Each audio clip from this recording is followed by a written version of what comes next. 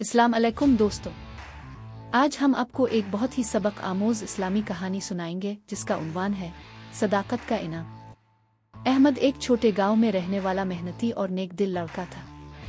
इसके वालिद एक छोटे किसान थे और घर के लिए दिन रात मेहनत करते थे। अहमद की सबसे बड़ी ख्वाहिश थी कि वो इल्म हासिल करे और गांव के लोगों की मदद करे। अहमद की मुश्किल, लेकिन गांव में स्कूल नहीं था और अहमद के वालिद के पास शहर के स्कूल की फीस देने के पैसे भी नहीं थे। अहमद ने हजरत अली के पास जाकर अपनी मुश्किल बयान की। हजरत अली की नसीहत।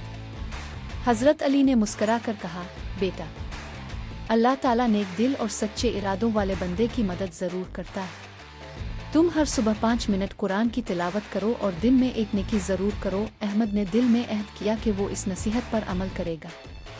छूटी नेकी।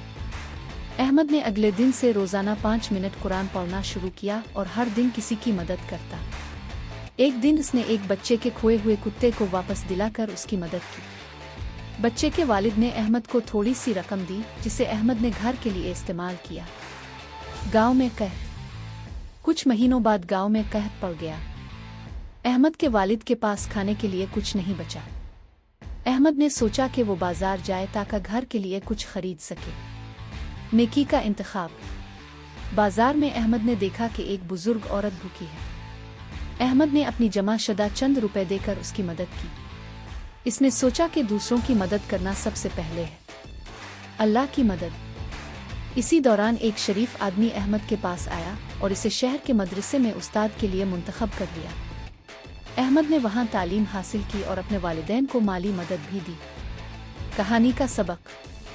अहमद की कहानी हमें ये सिखाती है कि अल्लाह हमेशा नेक दिल और सादिक इरादों वाले बंदों की मदद करता है। छोटे काम भी बड़ी नेकी में शुमार होते हैं।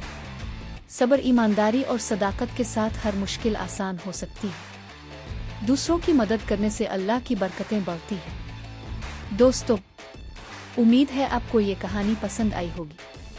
अगर आप भी दूसरों की मदद करें और हमेशा नेक दिल रहें तो अल्लाह आपकी ज़िंदगी में भी आसानियां पैदा करेगा। वीडियो पसंद आए तो लाइक और सब्सक्राइब ज़रूर करें।